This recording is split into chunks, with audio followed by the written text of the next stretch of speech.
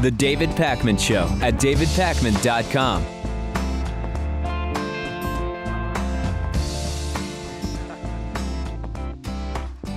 Well, Republican Senator Ted Cruz has staged what some are calling a filibuster, although it really kind of isn't a filibuster because he didn't stand up there and talk the entire time. Some of the time he was reading bedtime stories, and inevitably the filibuster will end, or maybe by the time you're listening to this or watching this, it has already ended. The Washington Post is reporting that Republican Senator from Texas, Ted Cruz, in this continued fervent opposition to Obamacare, to the funding of Obamacare, which, by the way, he is not going to be able to stop, and some say, including Wall Street Journal, the Wall Street Journal's Paul Gigot, that Ted Cruz has admitted privately that he knows he's not going to be able to stop the funding of Obamacare. It doesn't matter. He is continuing this attack on Obamacare with this pseudo-talking filibuster. Overnight, he did the thing kind of like Rand Paul, where he said he will talk until he can talk no more, Lewis. And then he starts talking about Obamacare, but then he actually starts reading Ayn Rand stuff.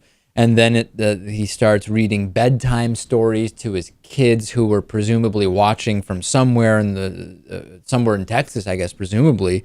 And this morning, just before 9 a.m., he was still up there wearing the same tie, wearing the same suit that he was wearing last night. And it continued. And he was reading from Atlas Shrugged, Ayn Rand's epic novel, Lewis.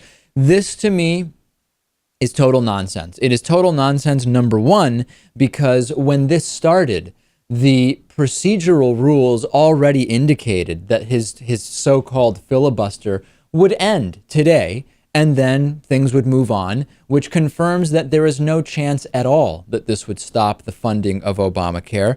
But number two, Rand Paul did that filibuster a few months ago. Remember, Lewis, where he did a filibuster of voting on CIA Director John Brennan's approval based on controversy and lack of clarity, or what Rand Paul thought was lack of clarity over the drone policy, right?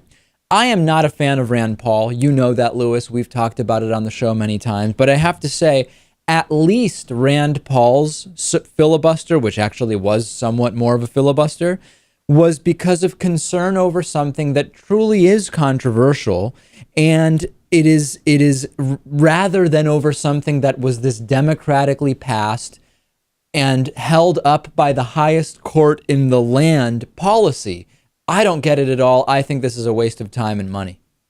Right. I mean, yesterday we talked about whether or not Republicans were doing this just as a political move. And you have to assume that after this, Ted Cruz is certainly just doing this for political posturing. And it's not even a political move for the party. It's just for him personally. Ted Cruz sees this probably as his defining moment. You'll see video clips of this when he runs for who knows what, maybe president, I don't know, in 2016. The Tea Party base will absolutely love it, even though we're going to talk about the Tea Party a little later. Just wait till you hear what has now been uncovered about the Tea Party. And Ted Cruz is going to use this. He figures, even though privately, remember, Lewis, Paul Gigot said there is no chance, but Ted Cruz knows there's going to be no option that will not lead to the funding of Obamacare, that this is something he's going to be able to use. He is personally trying to benefit from this stunt, which is wasting time and wasting taxpayer money. It's sickening, and it's not that rare. Not rare at all. Unfortunately, well, I hope this backfires. But like you said, there are a lot of Tea Partiers out there who don't really care what the facts are and will probably support him because of this. In the spirit of that day when Newt Gingrich likened himself to Moses, Pericles, Margaret Thatcher, Ronald Reagan, so many others, Lewis, we now have another Republican, Senator Mike Lee from Utah, who is likening those who want to defund Obamacare to those who were fighting the Revolutionary War. Yeah, we have audio. We have audio from the Mark Levin radio show, the Mark Levin, the conservative talk radio show. And Mike Lee was talking about this effort that's going on, which will inevitably fail, to defund Obamacare, even if it means shutting down the government. And Ted Cruz, his colleague in the Senate from Texas, of course, is insisting that that most Americans don't like Obamacare. Unlike Ted Cruz, Mike Lee is saying actually most Americans do support Obamacare. There's a minority that doesn't, and that's what makes it like the Revolutionary War, which is that it is a minority that knows the right path forward, separating from England or defunding Obamacare, and that's okay. Let's listen to audio from the Mark Levin radio program. Check this out. Yes, exactly. And I would remind your listeners out there that the Revolutionary War was fought and won with the support from what was initially a minority within a minority of Americans. Right. There are lots of fights that we have fought as Americans where we were the underdog, where not everyone was on board, but a select few knew that it was worth fighting. Yeah. And eventually they persuaded others to go along, and eventually they won. Delusions, Lewis? Completely delusional? Yeah, I would say completely delusional. I think there's something a little bit different about fighting, the willingness to sacrifice your life to fight for the freedom of your countrymen. I think this is a little bit different. Yeah, well, that would be a question. Is Mike Lee willing to sacrifice his life over this? Does he think that more people getting health care is something so bad, and that the way in which it is constructed will be so bad for the country that he would die over this? I mean, really, Lewis, if he sees this the same way that he sees the Revolutionary War, is he saying Obamacare is worth separating from the U.S. over and creating a new country with no Obamacare? What exactly is he saying here? And I can't help but be reminded of when Newt Gingrich was making those comparisons, where he's kind of like the modern Margaret Thatcher and Pericles, and it's living in a fantasy world. It is, and I'm sure he thinks these comments will get him reelected. As far as what he's willing to do to defund Obamacare, forget about sacrificing his life. I doubt he's even willing to do a 12-hour filibuster. He probably isn't. And the bottom line, let's not miss the forest for the trees here. If the Affordable Care Act is so bad, let it fail. Let it be implemented and let it fail, and you will reign victorious. All of these guys like Ted Cruz and Mike Lee and all of these, let it be implemented, let it fail, and then say, I told you so. Benefit. You would have such huge political benefit if you can say, you know what? I was the one who opposed it from the beginning. Elect me, re-elect me. I will do all the right things. And there's a reason why they're opposing it, because they know that's not going to happen. It is not going to happen. It's not going to be an incredible victory. We'll talk about that next, in the sense of making prices incredibly cheap overall for everybody, but it will help. And it's going to be something that will be looked at favorably. This is the only chance they have to stop it. Yeah, and well, of course, it's not going to work, and it's all just political posturing. It's unfortunate. They could be spending their time actually trying to help people. Let's talk a little bit about the Obamacare prices that we now have had a look at. I have to tell you, I don't think that it's mind-blowing. I was checking out here in New York State. They have released a lot of the insurers that will be participating in this health insurance exchange that will be run by states. They've released their prices. It's not mind-blowing. It's still very high. In many cases, you're talking $400 or $500 a month for an individual, a healthy individual, for silver or better coverage.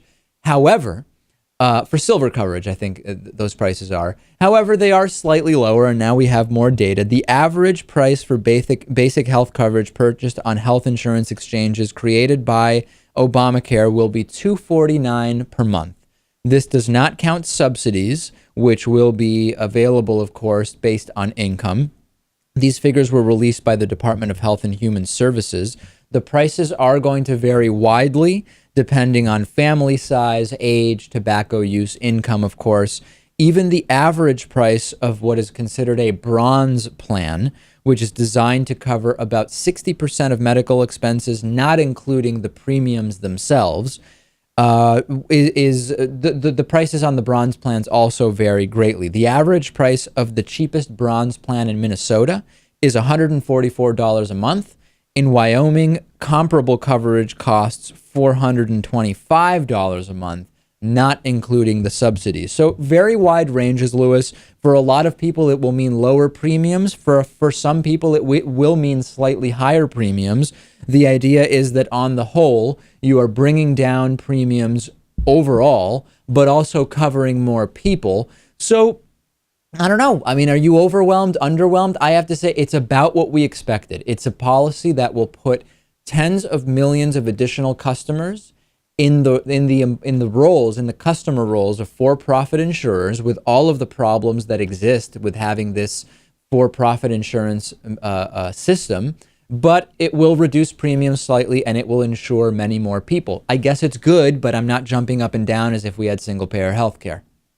Right. I think the idea, one of the most important ideas behind this, and one of the biggest hopes for it, was that it would kind of stabilize the healthcare industry, and prices would not continue to skyrocket, individual premiums. But time will tell. And of course, it is good that it helps insure millions of uninsured people. Absolutely. The broader problem that we still have, which is the connection for most people between their employer and their health insurance, right? That's a problem. The fact that we have a for-profit system of healthcare when so many other countries at the level of development where the U.S. Currently sits have moved away from this for-profit mechanism, except for supplemental insurance if you want something above and beyond the government-provided insurance. But in the aggregate, we're going to see some benefit. Lewis makes a good point, though, which is I am curious to see whether the premium increases slow down at all. And the one thing that will not benefit from Obamacare is the elimination of the entire medical billing bureaucracy that exists, which is, Lewis, absolute huge part of the problem. You've got multiple layers of bureaucracy here, which all are paid staff. I know. It's incredible how chaotic and unnecessary the whole system is. It really needs to be streamlined, and we're so far away from that. Speaking of Ted Cruz and his arguments about Obamacare and his so-called filibuster and all of this stuff, I may now have video and audio of the most awkward moment I've ever seen on Fox News Channel. Lewis, I hope you're ready for this. This is Tucker Carlson, who hosts the weekend edition of Fox and Friends. He interviews Chris Wallace. They do this thing where Chris Wallace, host of Fox News Sunday, shows up on Fox and Friends, a half hour or an hour before Fox News Sunday goes on. And Tucker's supposed to just kind of ask him the question, what's coming up at the top of the hour? Give us the rundown.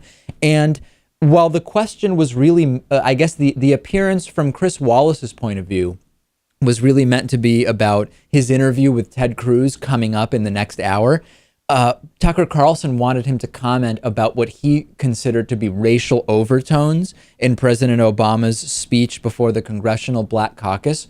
It's abundantly clear that Chris Wallace does not want to talk about that. Take a look at this.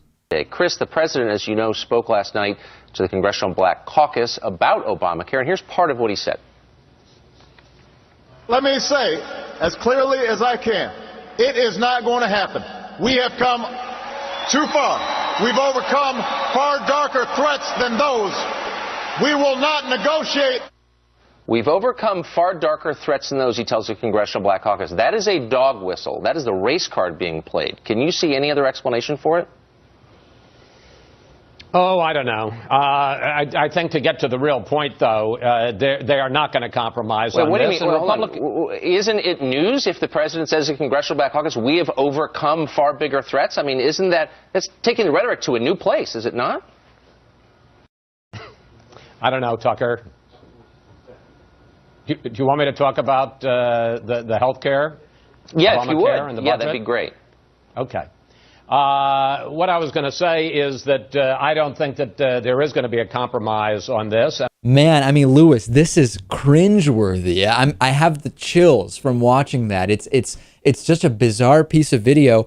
It actually seems like it wasn't so much the content that Chris Wallace didn't want to address, but it was Tucker Carlson interrupting him, which I guess this is it's Fox News host with Fox News host. You're not supposed to do that.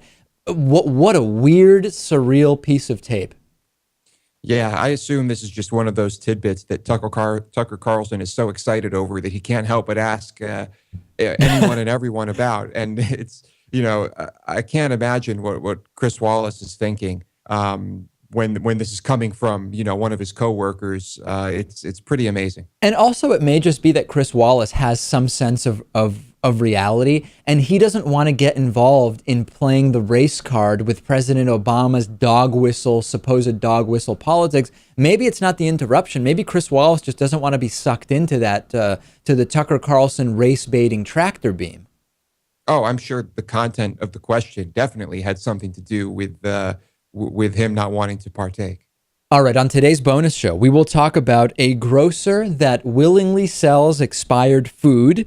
We will also talk about if you could have a procedure to erase your bad memories, would you do it? This is, of course, a subject that has been touched in a number of films, Lewis, and we will talk about it in reality as well. And I'm going to tell a story. I was back in Massachusetts over the weekend. Of course, we moved to the studio to New York City about a month ago.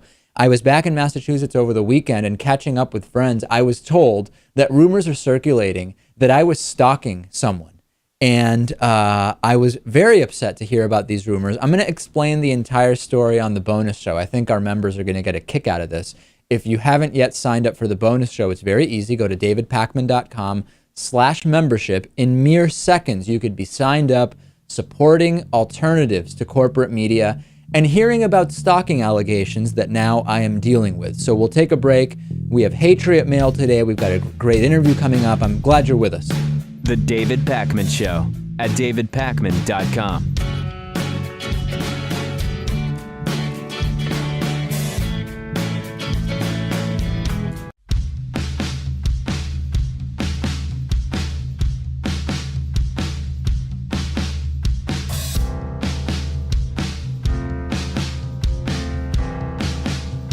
Welcome back to the David Pakman Show.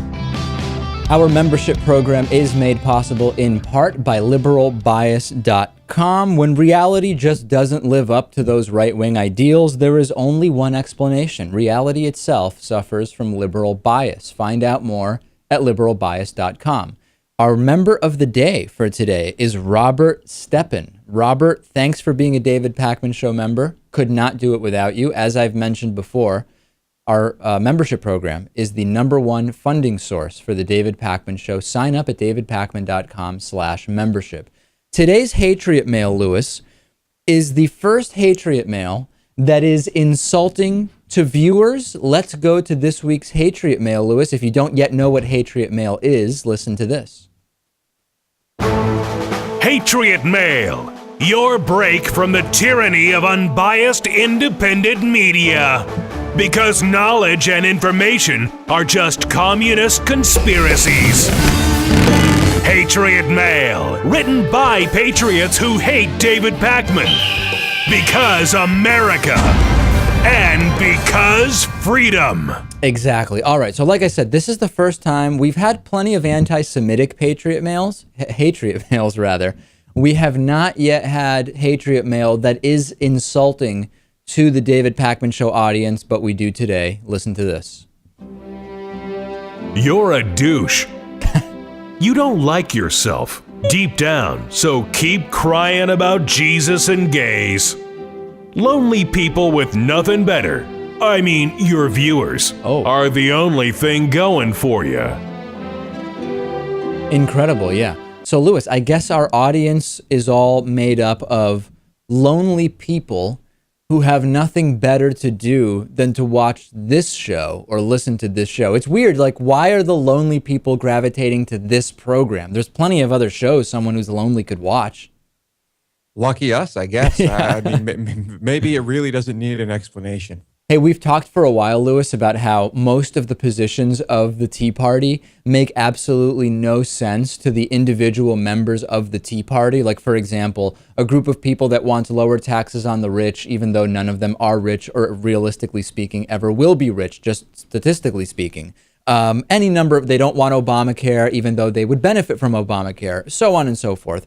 Well, we now have a little bit more information about why that might be, and it's exactly what we thought it was, which is that the Tea Party is not a grassroots movement, but rather AstroTurf, in particular, Koch-funded AstroTurf. The National Journal has released some tax documents that they exclusively obtained, which confirm that the conservative billionaire David Koch, along with a handful of major corporations, provided the seed money 10 years ago to start the foundation behind Americans for Prosperity, which is the conservative group that played the key role in organizing the Tea Party movement. I could read you pages and pages of details. It's basically exactly what we thought. There's a donor list that was filed with the IRS as not open for public inspection from 10 years ago, and it lists David Koch by far as the largest single contributor with about $850,000 in contributions. And there's an earlier document also obtained by the National Journal, which lists the millions more in financial contributions that were from the from David Koch to the predecessor of Americans for Prosperity. It is now even clearer why the Tea Party represents views that aren't in the interests of almost any member of the Tea Party, but rather in the interests of big corporations and really rich people. I wish I could say I was surprised, but this is exactly what we've been saying for years, Lewis, and now we have IRS documents proving exactly that. The ultimate proof that Tea Partiers are the butt of this country's biggest joke. And it's kind of sad. I don't know whether to feel sorry for them or to make fun of them. It's really bad. It's sad, really, because they're being taken advantage of. These people are being taken advantage of, as so many people are, by the two-party status quo system we have in this country. But this is even more acute than that, right? I mean, this is not the way to a third party. It's almost already completely fallen apart, as we've talked about on the program previously. We need a third party in this country. We need to stop this Democratic-Republican dichotomy that exists where there are so many distractions and it's so easy to create wedge issues over which people are divided and then don't focus on the real issues facing this country. But we need a movement that's based on, optimism and moving forward and progressive values, if I say so myself, rather than this corporate-funded policy disguised as conservative constitutional liberty, which is essentially what the Tea Party is. Unless there are billionaires funding this new party, as soon as it pops up, you'll have opposition from the two parties that we don't want dominating the scene. And potentially from the billionaires funding the Tea Party as well. Of course, right. There is anger from a number of people about these huge bonuses that AIG executives have received. I get emails, I have to say weekly, saying, David, you've got to talk about these huge bonuses that companies like AIG and others are getting, the executives. It's completely crazy. And now we actually have the AIG CEO on the record comparing anger over those big bonuses to lynchings of people in the south of the United States years ago. This makes absolutely no sense to me. This is AIG CEO Robert Ben-Moshe, who came in after the 2008 financial crisis, and he was kind of the guy to rescue AIG. Now, of course, as you know, AIG was rescued in part not by their new CEO, but by the fact that they were bailed out with government money that, of course, originally comes from taxpayers. And now their CEO is saying that outrage over these bonuses that they've promised is just as bad as when white supremacists in the American South used to lynch black people. Here's what he said. He says that the uproar over bonuses, quote, was intended to stir public anger, to get everybody out there with their pitchforks and their hangman nooses and all that. Sort of like what we did in the Deep South decades ago. And I think it was just as bad and just as wrong. So there you go, Lewis, being angry that taxpayer money is now going to exorbitant bonuses for a company that had to be bailed out by the government because of all the shady stuff they were doing. If you're mad about that, it's like lynching a black person. Talk about a sense of entitlement. I mean, how detached from reality is this Robert character? That's exactly right. I mean, maybe next time, first of all, maybe next time the government will let AIG hang out to dry. But Lewis is spot on here. This is the broader point here is not the comparison of anger over bonuses to lynching black people, as absurd and sensational as that is, but it's the entitlement mentality. In the same way that people who were lynched had a right to continue living, which was taken away from them, he feels that their executives have the right to take these huge bonuses after being bailed out by the government. That's really at the root of this.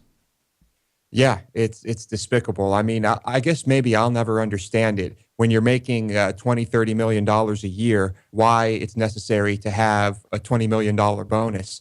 But it's just all around mind-boggling and pretty insensitive to make these claims. It absolutely is. And I would also add that the fact that Mr. Ben Moshe feels comfortable enough to make these comments in public confirms that it is actually not like lynching black people in the South. Because if this were at all like lynching black people in the South, he would be afraid to come out in public and say, anybody who's angry about our bonuses, that's just as bad as lynching black people in the South. He would be afraid to say that. The fact that he makes this statement confirms it is an incorrect statement.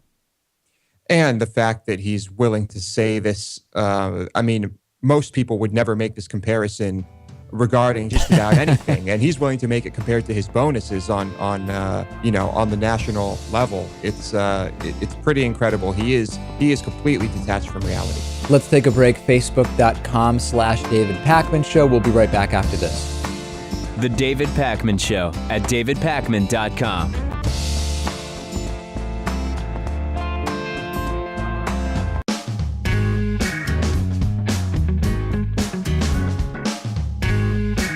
Welcome back to the David Pakman Show.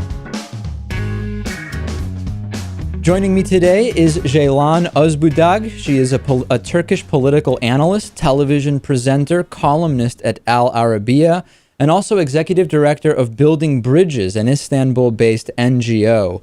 It's really a pleasure to speak with you. You know, we've had so many stories over the last really several years, but also over the last year, out of the Middle East, out of Turkey, out of Syria, Egypt, of course. And I think for a lot of Americans, at least from the emails I get from our audience, there are not necessarily clear views about how much freedom there generally is in different countries in that part of the world. So starting first with what is closest to you, talk to us a little bit about the day-to-day political and media freedoms that exist or don't in Turkey. If we're going to talk about Turkey first, then we can look at the issue of freedom in Turkey under two main points: freedom according to legislation and freedom in the practical life of Turks. Freedom in the lifestyle of Turks is almost limitless. Turkey is a Muslim country, but Turkish Muslims are both very devout and very progressive at the same time, allowing both women's rights and all democratic rights to be performed fully. And I can say 83% of the Turks self-proclaim to be religious Muslims, but the type of Islam Turks practice is not tainted by bigoted traditions which oppress others. So we are also led by a Muslim government, but since the party came to power, we did not see any change in the liberal lifestyles of the Turkish people. No one is forced to adopt a certain lifestyle or a certain type of clothing. For example, I was never forced to wear a hijab, like many like to think about. And as a Muslim woman in Istanbul, I can safely say I have the same rights and the same treatment with an atheist or a Jewish man. On the contrary, we have become more liberal, and right now the number of women who continue their higher education is much more than the number of men in Turkey. And in terms of legislation, in terms of laws, Turkish government has been amending the constitution to be more liberal lately. And they provided more rights for the minorities and for the refugees, for women, and took new precautions to regulate the public life in a way to make Turkey even more liberal. And there were two legislations which were found to be limiting freedom. I'm sure you have already heard about them. One of them was the alcohol law, and the other one was the insult law. People, especially in the US, I heard often refer to these laws as Islamic laws. But that is really not the case, because the alcohol measure prohibits the retail selling of alcohol in shops between 10 p.m. and 6 a.m., except in tourist areas. When we here in the US were hearing about the possibility of military action in Syria, there was a range of opinions, but for the most part, Americans were against the US taking military action in Syria.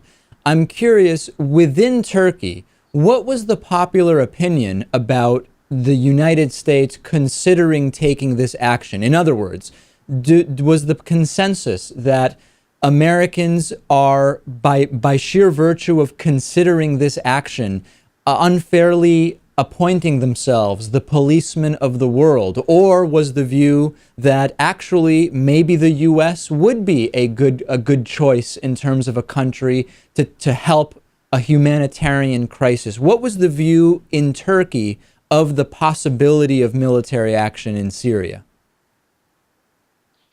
Actually, David, it is a very broad issue. But first of all, I can say Turkey in the Middle East has never been an anti-American country. Turkish people have always been pro-American. After Iraq War, after Afghanistan, the Turkish look on America didn't change. You must also remember Turkey didn't take place in the interventions in Iraq, in Afghanistan, in Libya, in Somalia. But Turkish relations with America always stayed the same. But with Syria, Turkey in the first day when President Obama offered, said yes to military action. This was only because in Syria, in Syrian civil war, we already lost more than 100,000 people. And right now we are seeing a brutal regime who has been killing people in hundreds every day. So it has to be stopped. But we are also aware that it cannot be stopped by an American intervention, American Air Force intervention or something like that. We believe that it can be and it should be stopped by the Muslim countries, especially the Muslim countries in the Middle East, coming together for a peace force and intervening in Syria, because this will help prevent the further sectarian clashes within Syria. For example, if the Shia Muslims, if the Sunni Muslims, and for example, other people come together and form a total peace force and enter Syria like that with boots on the ground, that's very important. So let's stop there for a second. Let's just stop there for a second, Ceylan. I am fascinated by this because you very astutely point out that Turkey has never been, has at least not recently, been an anti-American country, and on many issues there is agreement with many of the actions that the United States takes. It seems to me, and even in hearing you talk about boots on the ground and intervention, so on and so forth, it really seems to me that there is what by American standards would be considered somewhat of a neoconservative element that exists in Turkey that is, it seems, unique relative to other countries in the region. Do you agree with that, and where did that come from? I can't say it's a neoconservative thing because American neoconservatism is very, very different, almost the opposite of Turkish conservatism. For example, if you look at Turkish center-right right now, which is ruling Turkey, the AK party, for example, is the opposite of American center, and American right or American center-right. In America, the liberal elements are within the left, but in Turkey, it's within the center-right. So, politically speaking, I cannot say this is a neoconservative outlook. This is a new approach in terms of neoconservatism in Turkey. But because Turkey has kinship ties, very much historical ties with Syria, Turkey wants this civil war over with. But Turkey, when offering this, doesn't want any more fight with a new intervention. Turkey doesn't want Muslim countries entering Syria and start killing all the elements in the Assad regime or the opposition and stopping it like that. Turkey wants it to be a peace force and stopping it like that. For example, if in Afghanistan, if you remember, Turkey sent 290 soldiers, and all of them came back without any harm. And if you look at the 2012 polls in Afghanistan, they say they are feeling closer to Turkey more than any other country in the world, even though Turkey sent soldiers as a peace force to Afghanistan. Because the approach while sending soldiers was to really keep the peace and stop the fighting, not to attack people over there. So this is going to be the same thing in Syria. Muslim soldiers, Muslim countries, and forming their alliance within a military outlook will not be going there to kill more people, but to stop the bloodshed. And it has to be stopped, of course. Everyone in Turkey wants it over with. We have more than 700,000 refugees right now in Turkey, 700,000 of them in Beirut, in many places in Lebanon. So, of course, this has to be stopped. But I'm not talking about a new war, but I'm talking about an action which will stop the war. All right, Ceylan, I wish we had more time. I find this absolutely fascinating and hearing from you. Of course, we've been speaking with Ceylan Özbudag. She is a Turkish political analyst, television presenter, also a columnist at Al Arabiya. It's been a pleasure speaking with you, and I look forward to having you back on the show again. The David Pakman Show at davidpakman.com.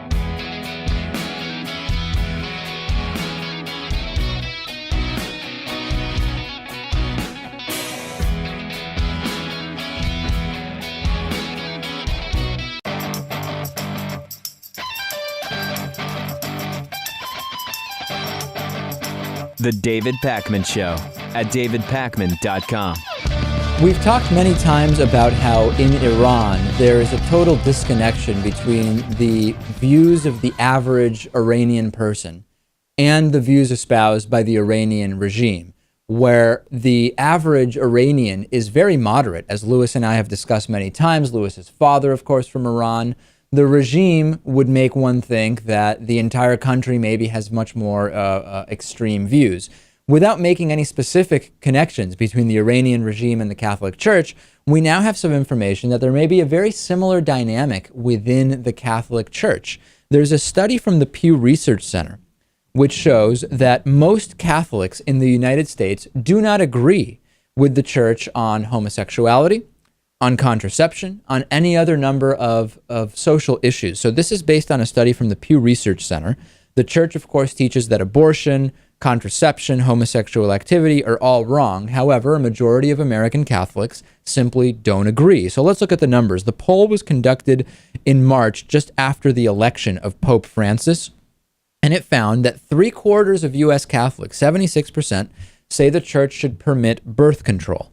Half, about 54% of American Catholics favor same-sex marriage, and only a third say that homosexual behavior is a sin.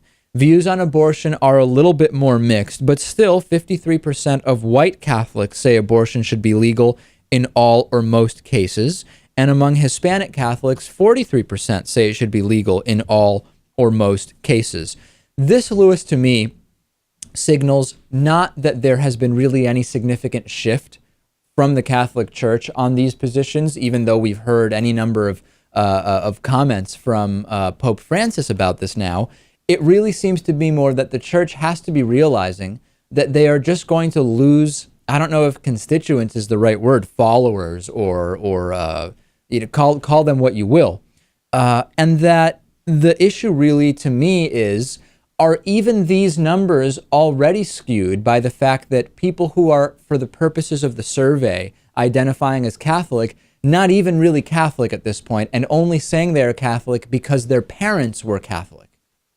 Right. I think there are lots of people in this country who will identify as Catholic or Christian or what have you, even though they do not practice the religion at all. But assuming that these numbers are correct and that these are practicing Catholics, I think what you're seeing here is that when these taboo subjects from the church become cultural norms or just culturally accepted, they will be looked at favorably by the general population, despite the church's views. And I think that's just slowly over time what has been happening. And then the question becomes, do you need to, could the church even continue to exist if it became so progressive as a response to public opinion? Or would the church just kind of disappear? Would it become obsolete, for lack of a better term? I don't know how soon we'll find that out, but we're certainly seeing an interesting movement that brings up these questions. False rape claims lead to 2 months in jail for the supposed victim, who was not a victim.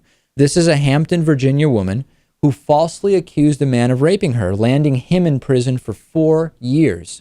She will now spend 2 months in jail and have to pay $90,000 in restitution. This is Elizabeth Page Coast. 26 years old. She's going to be allowed to serve her sentence on weekends. How nice, Lewis. She came forward in 2012 saying that she had lied about Jonathan Montgomery raping her. He spent 4 years in prison over the made-up claims, according to the Richmond Times-Dispatch. Coast told the judge Monday that when she was caught by her mother looking at porn, she said, "I've been sexually assaulted, and this is all because of our neighbor who raped me." The lie snowballed. The police were involved. Montgomery was arrested. It escalated. And the judge, in the absence of any physical evidence whatsoever, essentially just on the word of a 14-year-old, she was 10 at the time that the molestation supposedly took place, and Montgomery was 14. The judge said, "I believe her," sentenced him to 7 years in prison, according to the Washington Post. So now we know the truth. She is going to serve 2 months in prison, in jail. Number one, Lewis, do you think that the punishment, 2 months served on weekends and $90,000, is a fair punishment? Is it too harsh or not harsh enough? David, if I ruled the world, this would be a much, much harsher penalty. It would certainly be at least 4 years in prison, but I think I would go even steeper than that. And I would also make the restitutions way steeper. Well, I don't know about the restitution. I think that serving the amount of time someone had to serve because of her outright lie, not something that she made a mistake in her testimony, just a flat out lie. It seems serving the time that man lost from his life would be more equitable. But I have to go even further than that. Forget about the fact that she ruined this man's life. She also is, in a way, belittling the trauma that legitimate rape victims are exposed to and have to go through with these fake rape allegations, which I think may be the biggest crime of all. Right. That's another important aspect of this. And of course, at the time, she was 10 and maybe had no idea what was happening. But this is a very serious matter, and you kind of have to set a precedent with these cases. So I think the penalty should be much harsher. Let's go to your voicemail. Our voicemail number, open 24 hours a day, is 219-2-DAVID-P. Let's listen to one voicemail here. More thoughts on Lewis's comments regarding the Washington Redskins slur name. Take a listen. Hi, guys. It's Brad from Portland, Maine. I would highly suggest that Lewis read Dave Zirin's Grantland article about the history of Washington, D.C.'s football team and the racist and bigoted past of their first owner, George Preston Marshall.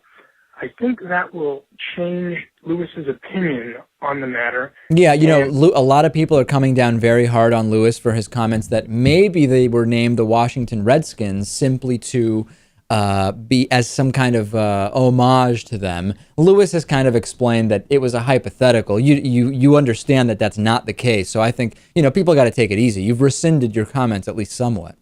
Yeah, take it easy. I mean, I just thought it was confusing that someone would name their team something that they thought that they didn't like. Would I name my team the Austin Nazis? I mean, no, I obviously would not do that.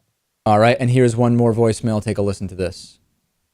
Hey, David, this is Erin from Southern California. I just have to say, first and foremost, that I, myself, am gay, and I chose to participate in the homosexual lifestyle, but I do not choose to actually who I love, whether it's a man or a female or who I'm attracted to. That's exactly right. This is exactly the point I made yesterday in response to the letter we got from a viewer saying he chose to be gay. I absolutely agree with you. And today on the bonus show, I will tell the story from over the weekend of me being accused of stalking someone in Massachusetts. Lewis, this is a crazy story. It is going to be a crazy bonus show. If you don't get the bonus show, go to davidpakman.com/membership and sign up. And we will talk to you then. Stalker stories today, or we'll see you tomorrow afternoon.